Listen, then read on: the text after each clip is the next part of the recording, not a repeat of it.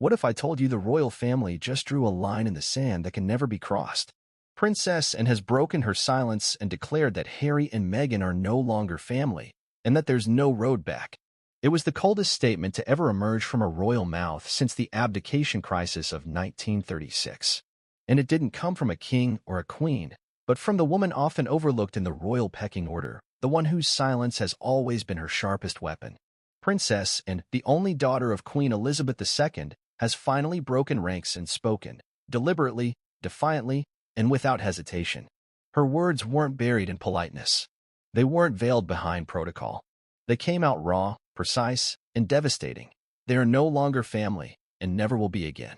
Before we continue, please like, subscribe, and turn on the notification bell for updates. In a monarchy known for coded language and carefully chosen phrases, that sentence echoed like cannon fire. Those 10 words, spoken behind closed doors and now leaked to the press, are reshaping the royal landscape. It wasn't a message of reconciliation.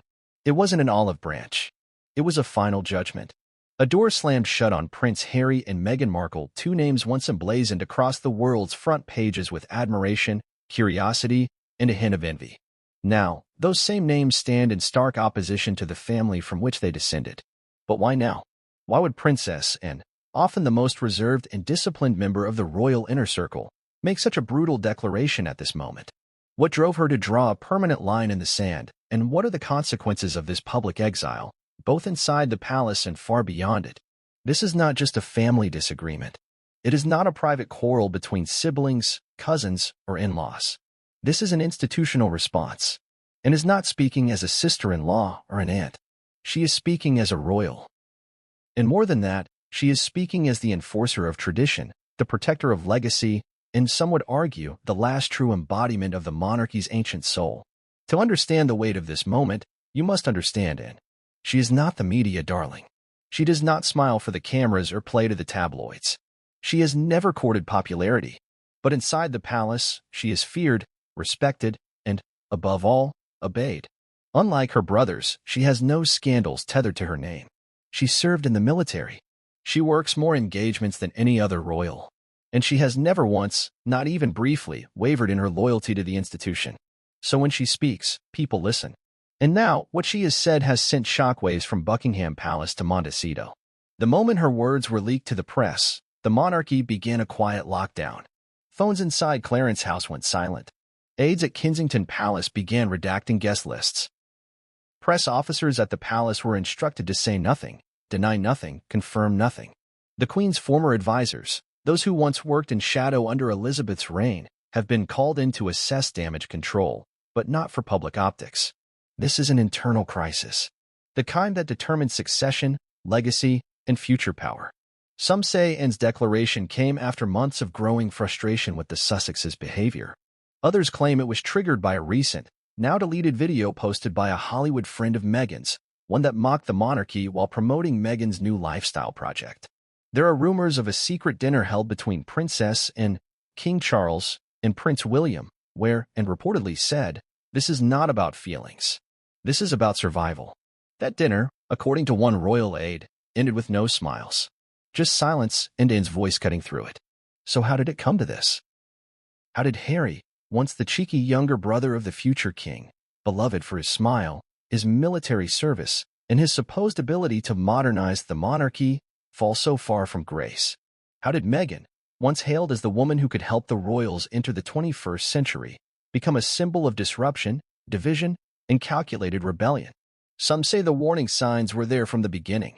The overproduced wedding, the abrupt departure to North America, the explosive Oprah interview that accused the royal family of racism and indifference, the Netflix deal, the memoir, the subtle, and sometimes not so subtle, jabs at William and Kate, and more recently, the attempt to trademark royal-associated terms for private commercial gain. But despite all this, the palace maintained a position of caution, diplomacy, silence. For years, senior royals refused to publicly engage with Harry and Meghan's criticisms. Behind closed doors, aides attempted to maintain a fragile peace. Invitations were still sent, even if they were declined. Portraits still hung in select corridors. Charles, in particular, held out hope. They'll come around, he once told a close friend. They're just lost. That hope, it seems, is now dead. Because Princess Anne has spoken, and once she has spoken, there is no pretending. Her role in the family is unique. She does not lead like Charles, nor charm like William. She cuts, cleanly and decisively. What she says is rarely emotional. It is administrative. It is judgment. Her words, "They are no longer family," have now become a decree. And that decree will shape policy, presence, and perception. Already, insiders are reporting that Harry and Meghan's remaining patronages will be reviewed. Their names are being quietly removed from royal publications. A senior aide confirmed that the Sussexes will not be invited to the king's next official birthday celebration, nor any state occasions in the foreseeable future. A letter is said to have been drafted and signed but ready that would formally request the relinquishment of their duke and duchess titles should they continue commercializing their royal links. And still, the palace says nothing officially. No public statement. No press release. Just silence. And silence in the royal world is not an action. It is control. Meanwhile, across the Atlantic, the response is reportedly more frantic. Meghan's inner circle is furious, according to a Hollywood journalist. One friend even claims Meghan felt personally attacked, calling Anne's remarks cruel and backward. Harry, ever the bridge between two worlds, is said to be in shock, torn between defending his wife and mourning what he knows is the final collapse of his family ties. But even he may now realize, the bridge is gone. What happens next will define not only the future of the monarchy, but the future of two children born into unprecedented ambiguity. Archie and Lilibet. Once touted as the bridge between American modernity and British royalty, now find themselves adrift, belonging to neither world fully. If Anne's words are followed through with action, it means the children will be stripped of royal recognition. It means they will be ghosts in the family tree, acknowledged in blood, but erased in ceremony. This isn't just about scandal. This is about identity, heritage, the meaning of belonging to one of the world's most powerful dynasties. And it, with 10 words, has pulled the final thread. They are no longer family, and never will be again. What you're about to see in this story is not fiction. It is not exaggeration. It is the unraveling of a royal chapter that once captivated the world.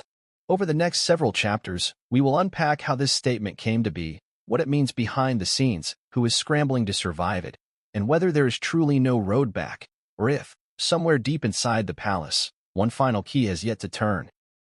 The game is over. The silence has broken. The monarchy, shaken by scandals and softened by public relations, has found its sharpest edge once again, and it came in the form of a woman whose voice has long been quiet, but never weak. Princess Anne has spoken, and nothing will be the same. There are words that can freeze a room even without being shouted. They don't need volume. They don't need venom. They only need precision, timing, and a reputation behind them. When Princess Anne said the words, "They are no longer family, and never will be again," they were not said for applause or attention. They were said to end something, and end it permanently. What's most chilling is how calm the delivery was. According to a senior aide present at the private roundtable meeting inside Sandringham earlier this year, and didn't flinch. She didn't raise her voice. She didn't ask for agreement. She simply placed her tea on the polished mahogany table, looked directly at King Charles, and said it. No emotion. No hesitation. Just a full stop. This wasn't a meltdown. It wasn't a fit of anger. It was an execution of policy, spoken with the emotional clarity of someone who had reached the unmovable conclusion that enough was enough.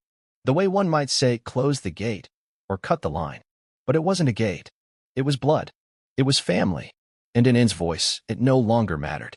For decades, Princess Anne has been seen as the backbone of royal discipline. Her presence has rarely stirred headlines. She doesn't wave dramatically from balconies, nor does she offer soundbites to the media. But within the walls of royal strategy, she has influence far beyond her public ranking. She's the closest thing to a royal general. She moves in silence and strikes with logic. And when she speaks in absolutes, the crown listens. Those who witnessed the statement say it came after weeks of mounting frustration. It wasn't impulsive. It had been building. There had been too many moments, too many compromises, and too much tolerance, all of which are now viewed as damaging to the monarchy's core values. She reportedly told King Charles in private, "We've crossed too many lines hoping they'd turn back. They're not coming back. And we're bleeding credibility every time we pretend they might." To Anne, the issue is not merely personal. It's existential. The crown, she believes, is not just a family, it's an institution, a legacy. And allowing former members to benefit from its global influence while attacking it from afar is, in her words, a threat disguised as sentimentality. There's historical weight behind this thinking. The British monarchy has always wrestled with the balance between image and duty. When Edward VIII abdicated in 1936 to marry Wallis Simpson, the scandal rocked the monarchy not just because of love, but because of the institutional damage it caused. The crown had to reassert itself. It had to punish betrayal publicly to preserve legitimacy privately. Princess, and, by all accounts, views Harry and Meghan through the same lens. They are not rebellious relatives. They are deserters. And more than that, they are merchants. Selling stories, leveraging royal connections, and carving out a brand that cashes in on royal pain. To end, there is no difference between their Netflix deals and a member of Parliament selling classified files. It's a breach. And breach, in royal terms, means exile. The statement wasn't made during a press event. It wasn't slipped into a public address. It was shared in a confidential meeting between the core senior royals and a few select aides, an annual strategy summit discussing the family's public calendar, global initiatives, and internal dynamics. The meeting had started like any other, with updates about upcoming tours and hospital visits. But when the topic of the Sussexes came up, specifically their desire to attend a future event honoring the late Queen, the room shifted. Charles, reportedly still clinging to the hope that his youngest son might one day return to the fold, raised the idea gently. According to an insider, he said, they've reached out. Perhaps it's time for a moment of unity. William reportedly looked down. Camilla stiffened. The room fell quiet. And spoke. They are no longer family, she said. And never will be again. There was no shouting. No protest. Just a moment of stunned silence. The kind that hangs in the air, thick and irreversible. What followed that moment is just as telling. No one contradicted her. Charles, usually a man of diplomacy, reportedly closed his eyes briefly and nodded. William, already a man hardened by public scrutiny, reportedly said nothing at all. And Camilla, often accused of being passive in such moments, reportedly added, she's right. It wasn't just a personal condemnation. It was a policy decision. From that moment, all efforts to maintain soft ties with the Sussexes were halted. Communications from Montecito would now be filtered through legal intermediaries. Staff were instructed not to respond to casual outreach or PR requests. Any upcoming ceremonial events would no longer include the couple, regardless of their status as Duke and Duchess. And a quiet but formal memo was circulated. Remove any remaining references to the Sussexes from future official documents and archives, where appropriate. Outside the walls of that room, the consequences are only beginning to show. The royal website no longer promotes the Sussex Foundation. The Prince of Wales's initiatives no longer list the Sussexes as co-creators. Public-facing materials no longer cite past family events that included Harry and Meghan unless historically necessary. But what makes a statement so impactful is not the institutional reaction, it's the tone it sets for the future. Because now, a precedent has been made. If Princess Anne, the most loyal and protocol-bound member of the royal family, is willing to declare someone permanently exiled, the rest of the family will follow. And that declaration becomes the silent gospel by which future crises will be judged. Should another royal ever threaten the institution from outside its walls, the response is already decided. There is no room for partial exits. You are either inside, or you are gone. And the public has noticed. Polling done in the wake of the leak shows over 64% of Britons agree with Anne's stance. A Guardian editorial called it necessary cruelty. Even traditionally sympathetic publications in the United States, like Vanity Fair and People, have begun using the word estranged instead of controversial. Something has shifted. The Sussexes are no longer the outsiders fighting for reform. They are the ones who were offered the table and chose to burn it. Inside Montecito, sources close to Meghan reportedly said she was shocked but not surprised. According to one anonymous friend, she always knew and didn't like her. But she never thought she'd be the one to say it out loud. Meghan's view is that Anne just represents the cold, outdated monarchy. And this proves it. Harry's reaction was reportedly more emotional. He was described as devastated by those who've seen him recently. A former aide claims Harry sent a message to and through one of his cousins, asking for a conversation. The request was ignored. And this silence is perhaps the most telling part of all. Because the British monarchy, for all its grandeur and spectacle, has always communicated more through silence than speech. And in the wake of its 10 words, the silence has become deafening. Journalists have tried to press the palace for clarification. Was the statement accurate? Is it policy? Does the king agree? The official line has been identical from every spokesperson. We do not comment on private family matters. But when pressed further, one senior aide reportedly said off the record, when it speaks, it becomes policy. You can consider the matter closed. And so, with 10 words, a chapter ends. Not with a funeral, not with a scandal, not with a grand exit, but with a woman in a cardigan, sipping tea, speaking softly, and ending something that had once dazzled the world. They're no longer family, and never will be again. When people think of the powerhouses within the British monarchy, the names that usually come to mind are the sovereign, the heir, and perhaps the queen consort. Rarely does the general public pause to consider the formidable figure operating just behind the throne. Yet Princess, and the only daughter of Queen Elizabeth II, has long stood as one of the monarchy's most unwavering anchors. Not a ruler in title, but a force in practice. And now, with a single, seismic statement, declaring that Prince Harry and Meghan Markle are no longer family, Princess and has cemented her role as the royal enforcer. Not the face of the monarchy, but its quiet, uncompromising spine. The moment didn't come from nowhere, and has always been a figure defined not by grandeur or controversy, but by consistency. Her sense of duty is almost militant. For more than 5 decades, she has conducted herself in a manner that reflects the crown's values, not its trends. She avoids personal press, sidesteps popularity contests, and loathes spectacle. If Queen Elizabeth II was the crown's moral compass, then and is its firewall, unemotional, necessary, and impenetrable. To grasp the significance of her latest intervention, one must understand the context of her history within the royal family. And was the second-born, and as a woman in an era when primogeniture passed titles and power through male heirs, she was never destined to rule. But that didn't stop her from ruling in every other way that counted. While her brothers struggled with scandal, personal drama, and divorces, and was showing up, on time, every time.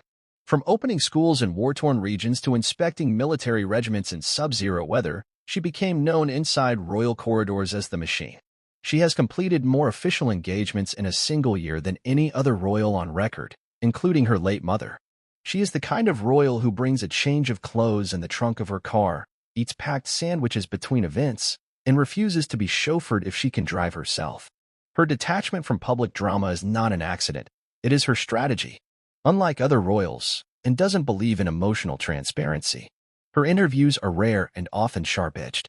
When she does speak, she wastes no words. It is this very austerity that made her recent statement about Harry and Meghan so thunderous. Because when it speaks at all, it means something. When she speaks against someone, it means everything. Over the years, and has reportedly viewed the Sussex saga with quiet disdain. While the public was consumed by tabloid headlines, Netflix specials, and Oprah interviews, Anne's attitude remained unchanged. According to palace insiders, she viewed Harry's departure not as an act of courage, but as a form of betrayal. Not because he left royal duties, many have done that, but because of how he left. Loudly, publicly, with a camera crew. Meghan, for her part, was never embraced by and not out of personal dislike, but because of incompatibility, and is military-minded, allergic to spin, and skeptical of sudden fame. Meghan came from the world of red carpets, stylists, and personal branding. From the outset, they were incompatible archetypes, one a soldier of tradition, the other a soldier of visibility. According to one former staffer, and once commented, she's playing a different game. That's not how we survive. That word survive is key. And sees the monarchy not as a fantasy or symbol, but as a mechanism. A system that must endure, regardless of personal feelings or modern optics. Her every move, every statement, every silence is calibrated around that single objective. This is not sentiment. It's security. So when she finally chose to break her years-long silence on Harry and Meghan, it wasn't a slip or an emotional outburst. It was a calculated enforcement of boundaries. And it came with historical echoes. Princess Anne's entire adult life has revolved around quietly reinforcing the monarchy's structural integrity. During her brother Prince Andrew's scandals involving Jeffrey Epstein, Anne was reportedly one of the first royals to insist that Andrew be stripped of public duties. She argued, according to reports, that appearances of impropriety, no matter the legal outcome, damaged the crown's operational legitimacy. She didn't wait for a conviction. She acted on principle. The same pattern repeated when she advised against allowing Prince Harry to wear military uniform during Queen Elizabeth's funeral ceremonies. While Charles and William weighed sentiment against protocol and reportedly said, uniforms are not about nostalgia. They're about service. Her view prevailed. This isn't coldness. It's clarity, and operates from the belief that monarchy cannot afford to be emotional, not if it wants to last. In meetings, aides say she is brutally direct. There are no long debates, no lingering in gray areas. When someone violates tradition, they're corrected. When someone exploits royal ties, they're cut off.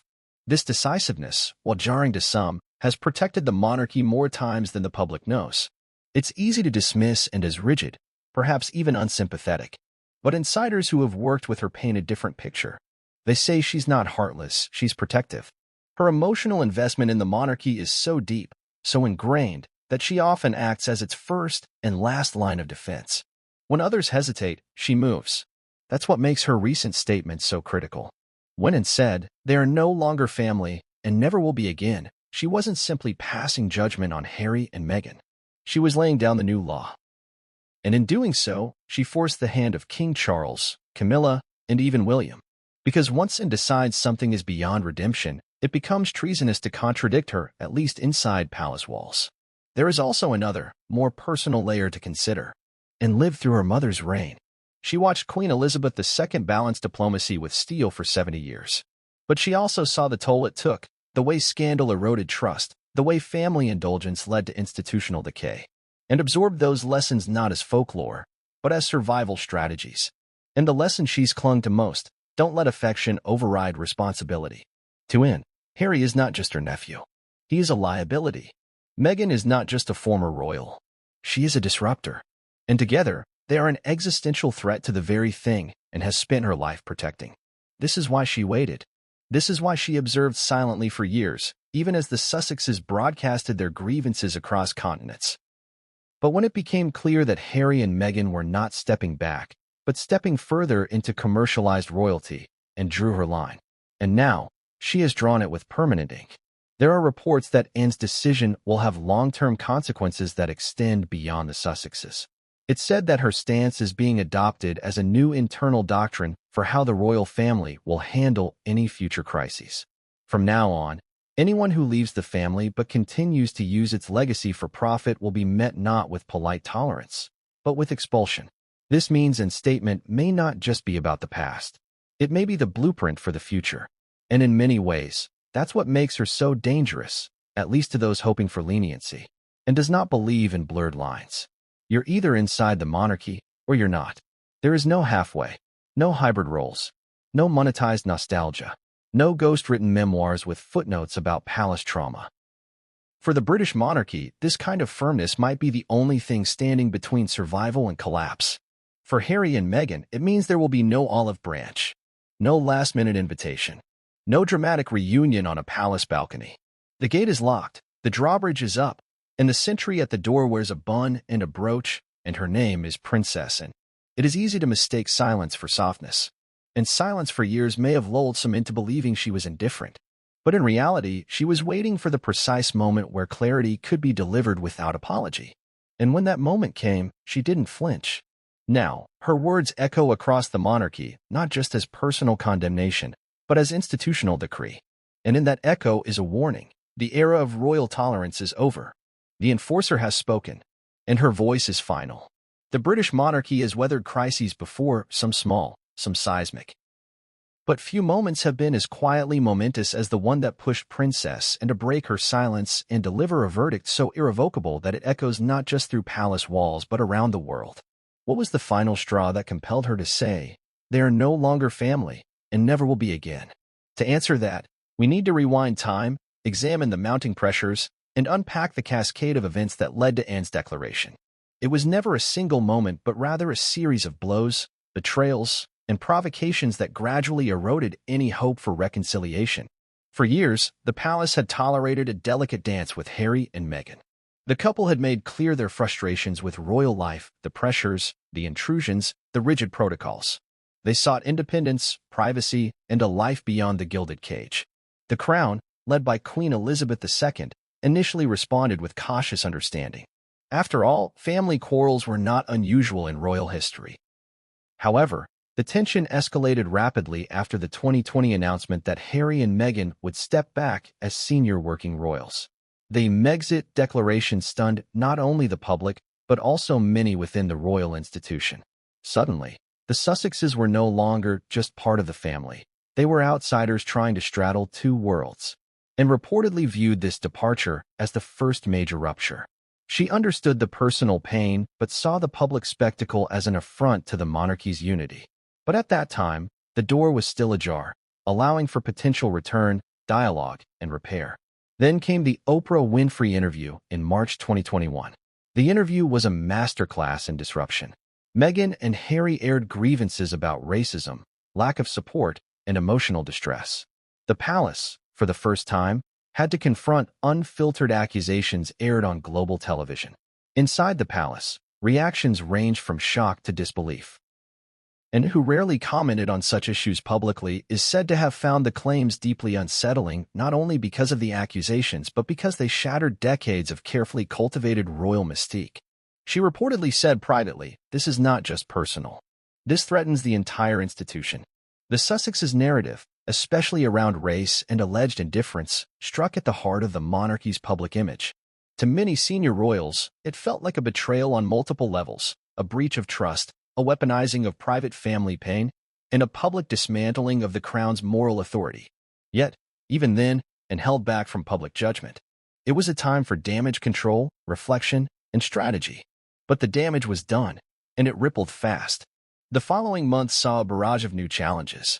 Harry and Meghan signed a multi-million-dollar Netflix deal that included documentaries, scripted shows, and children's programming. The Sussex brand began to grow beyond royal confines, and with it, a new kind of royal capitalism emerged. To Anne, this commercialization was deeply troubling. It was no longer about service or duty. It was about profit and influence. Sources close to and say she expressed frustration that the Sussexes were capitalizing on their royal association while simultaneously disparaging the very institution that gave them their platform. The tension worsened as Harry released his memoir, Spare, a tell-all book that recounted painful family moments, alleged betrayals, and personal struggles. The memoir painted intimate portraits of palace life, many unflattering, and rekindled public scrutiny. Encircle describes her as disappointed and resolute after the memoir's release. She viewed it as the last bridge burning, a step beyond private pain into public spectacle. Yet even then, there was room for hope. King Charles, the patriarch, reportedly sought private meetings with Harry, hoping to mend fences. Letters were exchanged, calls made, but progress stalled. The next significant turning point came in early 2024, when Meghan's lifestyle brand, Ever, began leveraging royal connections with luxury products, from home goods to gourmet food. The brand's promotional campaigns referenced royal imagery and language, blurring lines between personal enterprise and royal legacy. Anne, already wary of Meghan's public presence, reportedly saw this as the final betrayal. She is said to have told aides, "We cannot allow the crown to be used as a commodity." Her words were a clear signal that monetizing royal heritage while living outside its boundaries would not be tolerated. Simultaneously, reports surfaced of Meghan's increasing frustration with palace protocols and perceived snubs. She demanded higher security, private events, and more direct involvement in royal initiatives, despite her non-working status. The royal household, already strained by years of fallout, grew increasingly divided. Some advocated for reconciliation, others for firm boundaries. But for Anne, the answer was clear. Enough was enough. Her decision to speak out publicly, and with such finality, came after a private summit in late 2024 between senior royals at Sandringham. The meeting was originally intended to discuss upcoming commemorations for Queen Elizabeth's legacy, but quickly veered into crisis management, and used this opportunity to deliver what insiders call the coldest statement of the modern monarchy. She told those present that the Sussexes had crossed lines that could not be uncrossed, and that the monarchy must sever all ties to preserve itself. King Charles, initially hesitant, reportedly conceded to Anne's logic, while Prince William offered tacit support. The summit ended with a new, unofficial policy: Harry and Meghan are to be treated as former family, excluded from all official functions, and stripped of all privileges if they continued to commercialize their royal ties. Anne's timing was also influenced by broader concerns. Palace insiders say she feared ongoing scandals would further erode public trust and potentially weaken the monarchy at a time when it needed unity more than ever. Her stance was as much about protecting the future as punishing the past. She believed that allowing Harry and Meghan to continue as they had would set a dangerous precedent, inviting others to exploit royal ties for personal gain. Moreover, Anne was reportedly influenced by growing unease among royal staff, many of whom felt caught between loyalty and the Sussexes' public critiques. The tipping point was a leaked recording, obtained by the palace, where Meghan appeared to mock the monarchy and disparage senior royals in a private gathering. The recording, though never publicly released, was described by aides as the last straw that confirmed the Sussexes' irreconcilable position. In response, Anne's message was clear: there is no coming back, no negotiation, no compromise. Her declaration was not just a statement, it was a policy turning point, a line drawn in the centuries-old sands of royal tradition. The consequences of this stance continue to reverberate through palace life, media narratives, and public opinion. Princess Anne's final straw was not an isolated event.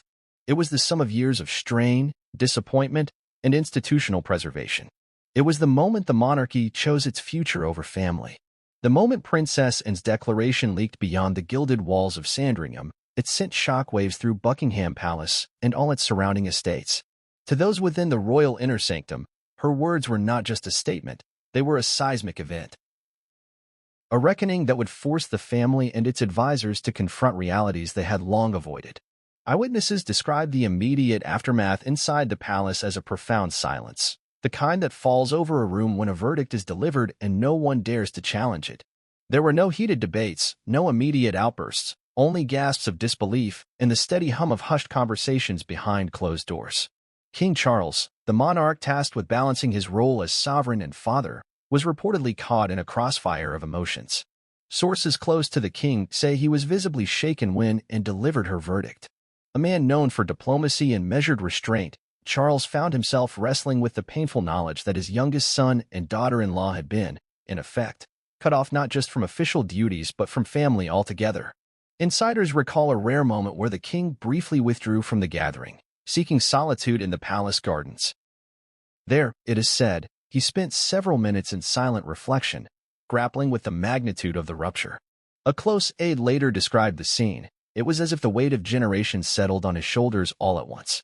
Camilla, the queen consort, meanwhile adopted a posture of quiet support for Anne's decision. Far from the public eye's usual assumptions that she is reserved or neutral in family disputes, Camilla's allies suggest she sees the Sussexes as a source of ongoing instability.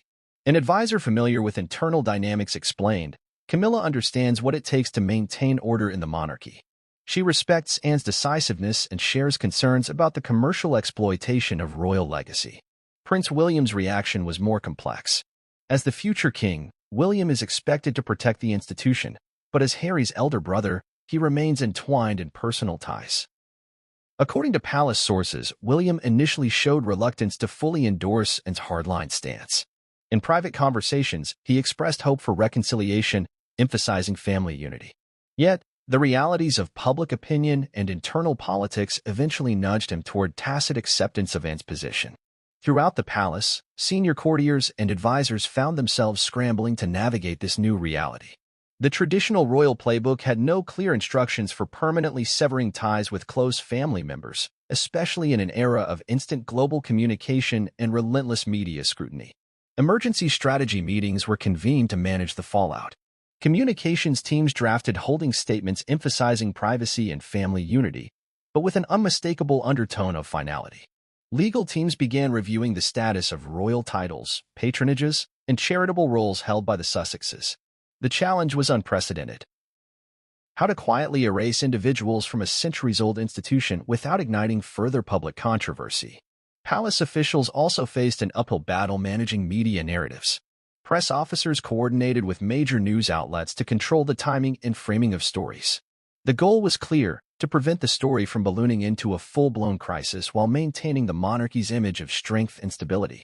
Beyond the corridors of power, the palace household staff experienced a wave of uncertainty. Many had long-standing loyalties to the Sussexes, recalling fond memories of official engagements and private moments. Yet, the message from above was unequivocal. Harry and Meghan were now outsiders. Several senior staff members requested transfers or quietly resigned, unwilling to serve in a household shadowed by family divisions. Others remained, determined to support the crown as it navigated this turbulent chapter. One longtime palace employee described the atmosphere as tense but resolute, like a family mourning a loss but moving forward.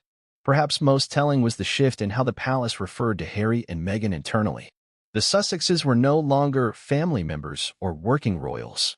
Instead, they were categorized as former members with no official standing. This linguistic change symbolized a fundamental redefinition of their place within the institution. Despite these internal decisions, the palace's outward communication remained deliberately muted. Official statements were brief and carefully worded, citing respect for privacy and family discretion. This restraint reflected a deep understanding that the monarchy's survival depends as much on public perception as on internal discipline. However, leaks from within the palace painted a different picture. Journalists obtained anonymous accounts describing the moment and spoke as a turning point and a blow to anyone hoping for a soft landing. The leaks suggested that senior royals felt Anne's declaration was necessary to reassert control but recognized it would likely deepen the family divide. This delicate balancing act between transparency and secrecy has defined the palace's approach in recent months. On one hand, the monarchy acknowledges the need to respond firmly to protect its legacy. On the other, it remains acutely aware of the risk that harsh measures might provoke public sympathy for the Sussexes or further scandals. In an effort to preempt such outcomes, palace strategists intensified their outreach to key opinion leaders, journalists, and royal commentators. The message emphasized unity, continuity, and respect for the Queen's memory, reminding the public that the monarchy endures beyond any one generation or individual. Simultaneously, preparations began for upcoming state occasions, where the absence of Harry and Meghan would be conspicuous. The palace meticulously planned seating arrangements, guest lists, and protocol to reflect the new family dynamics without drawing undue attention. Interestingly, some courtiers noted a subtle shift in palace culture following Anne's statement. There was a renewed emphasis on discipline, tradition, and discretion, a return to the values many believed had eroded during recent years of turmoil. This cultural recalibration extended beyond ceremonial aspects. Senior officials implemented stricter controls over public statements by royals, media appearances, and social media activity.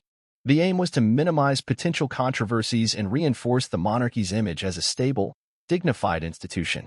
Yet, beneath the polished surface, personal emotions ran deep. Several members of the royal household reportedly struggled with the implications of permanently excluding close family members. Some questioned whether the monarchy's rigid stance might cost it public goodwill in an era increasingly skeptical of inherited privilege. Despite these internal debates, Princess Anne's verdict remained the guiding principle. Her unwavering position, supported quietly by Charles, Camilla, and William, has set the tone for the monarchy's path forward.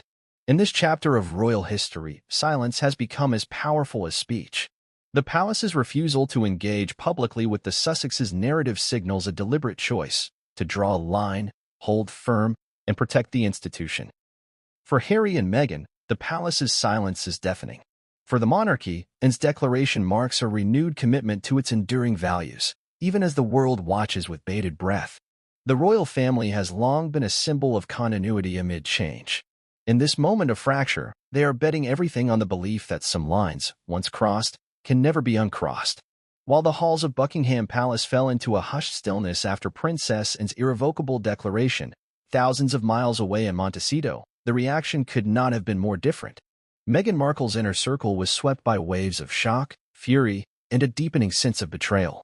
For them, Anne's words were not only a harsh severance, they were a stark reminder of the entrenched divisions and historic prejudices that still permeate the British monarchy. Meghan, who has long positioned herself as a champion of modernity, inclusion, and racial justice, viewed the announcement through a very personal lens. According to close confidants, she perceived Anne's pronouncement as the latest manifestation of an establishment unwilling to accept change and unwilling to welcome her or her family on their terms. Friends describe Meghan as hurt but defiant, vowing not to be erased or silenced. One close associate told reporters, she feels this is about more than just family drama. It's about race, power, and privilege wrapped up in old guard attitudes that refuse to adapt. Within her closest circle, Meghan's allies voiced a collective outrage. The declaration was seen not simply as a personal rejection, but as a public statement steeped in what they interpret as racial undertones.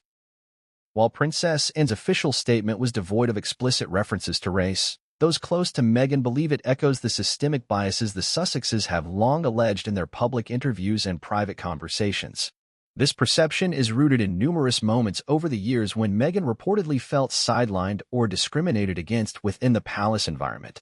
From questions about their children's skin tone to whispers about her American attitude, Meghan's experience with the royal institution has been fraught with tension.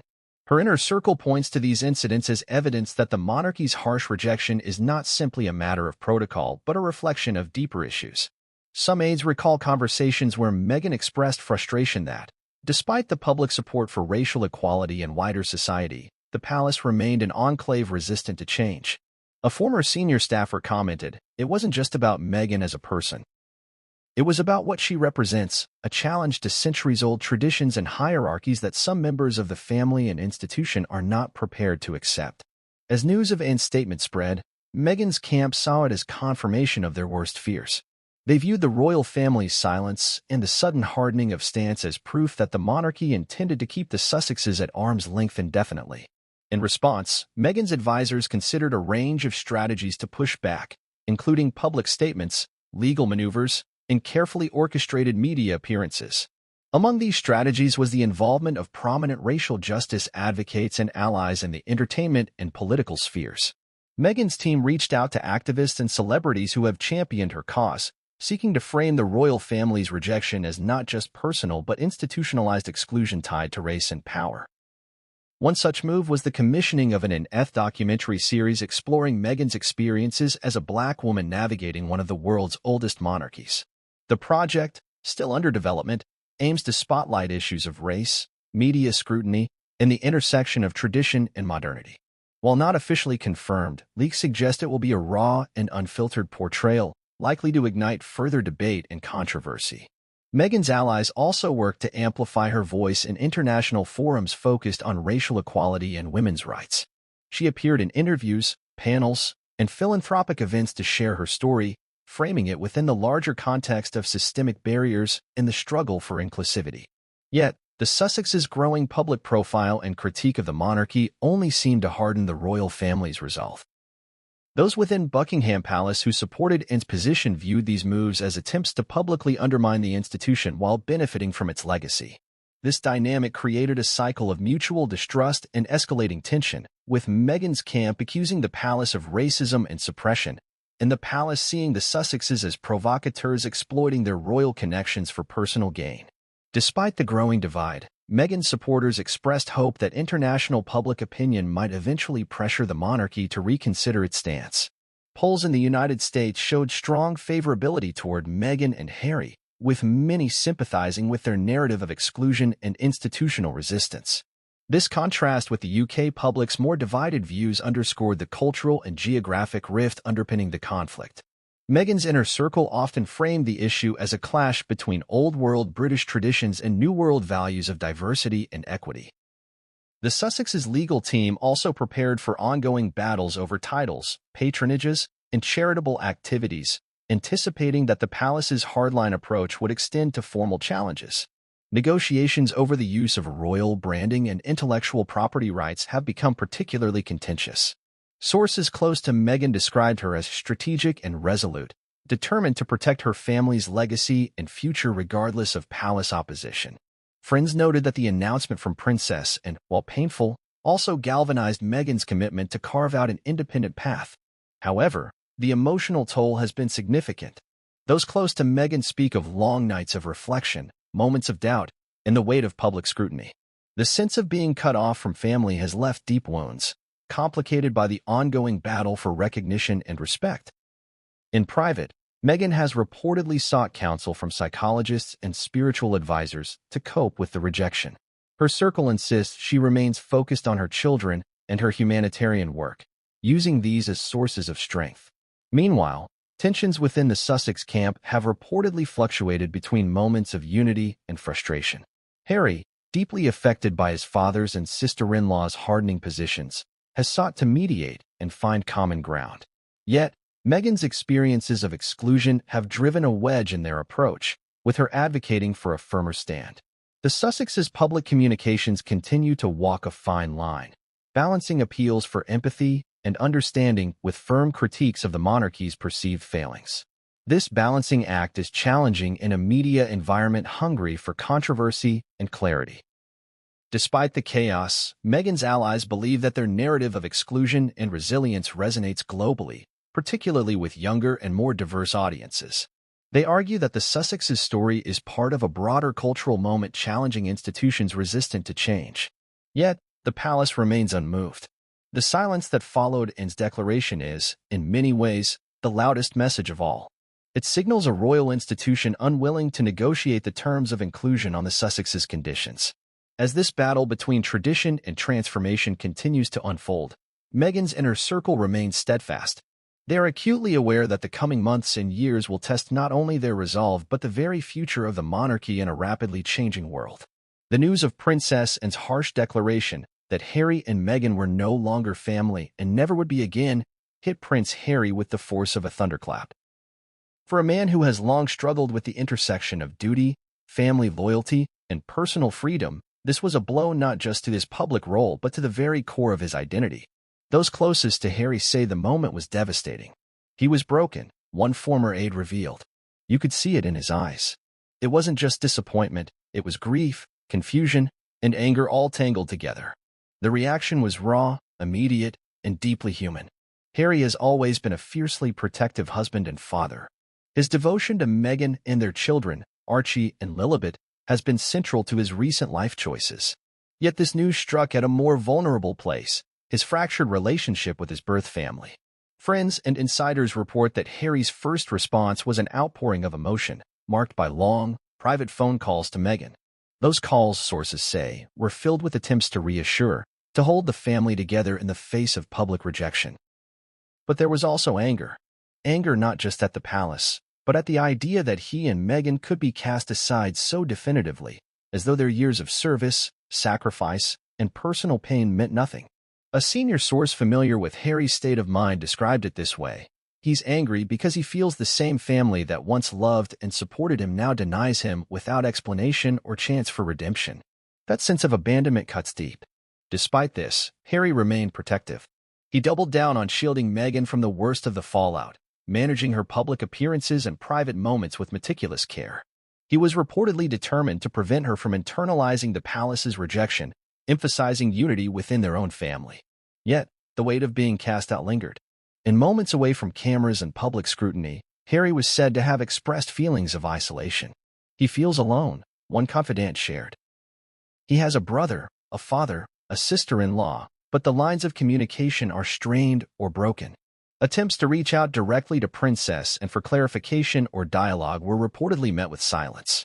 Messages passed through intermediaries remained unanswered, deepening the sense of finality. In the wake of Anne's declaration, Harry reportedly sought solace in his military comrades and longtime friends. Their support has been a vital lifeline, offering counsel and grounding amid a swirling storm of family and media turmoil.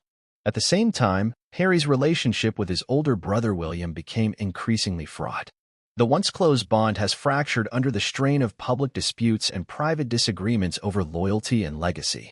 Sources describe tense conversations and growing distance, with little hope for immediate reconciliation. Despite these difficulties, Harry has continued to emphasize his commitment to family. Both the one he left behind and the one he has built with Meghan. He holds on to hope, said a close friend. Hope that someday, bridges can be rebuilt, that wounds can heal. But that hope is tempered by harsh reality. The palace's silence speaks volumes, and Princess Anne's words have closed doors that were once left slightly ajar. Professionally, Harry has channeled his emotions into his philanthropic work and public advocacy. He has spoken openly about mental health, the pressures of royal life, and the importance of resilience. These efforts, while noble, also reflect a personal journey to reclaim identity outside the family shadow. Yet, even in these moments, Harry's sense of loss remains palpable. The weight of being declared no longer family, by one of the crown's most respected figures has left a mark that cannot easily be erased. In private reflections, Harry has reportedly acknowledged the complexity of his position now. A man torn between love, duty, and the desire for personal peace. He knows the price of his choices, said a confidant, but it's a price he continues to pay with dignity. As the months have passed, Harry's public statements have become more measured, balancing a respect for the monarchy with a firm defense of his and Meghan's experiences. This delicate dance underscores the challenges of navigating a path forward amid fractured loyalties. Through it all, one thing remains clear. Harry is both broken and unbroken, angry yet protective, lost but determined. His reaction to Anne's declaration is a powerful testament to the enduring complexities of family, identity, and legacy. Behind the polished facade of royal protocol and stately ceremonies, King Charles faces a crisis of profound personal and institutional dimensions. As the reigning monarch, he bears the burden of preserving a centuries-old dynasty. As a father, he grapples with a fractured family and the anguish of severed bonds. The declaration from Princess Anne that Harry and Meghan are no longer family and never will be again has thrown him into a maelstrom of conflicting loyalties. Charles's position is perhaps the most agonizing of all the royals involved. Throughout his life, he has been a figure of patience and perseverance, often caught between duty and desire. His relationship with Harry has been complex, marked by distance, reconciliation attempts, and lingering tensions. Insiders say that since ascending the throne, Charles has strived to strike a delicate balance, uphold the monarchy's traditions while attempting to modernize its image, and maintain family unity amid deep divisions. Anne's hardline stance forced his hand. While he initially resisted the idea of permanently alienating his son, the weight of institutional responsibility and the growing consensus within the royal inner circle left him little choice.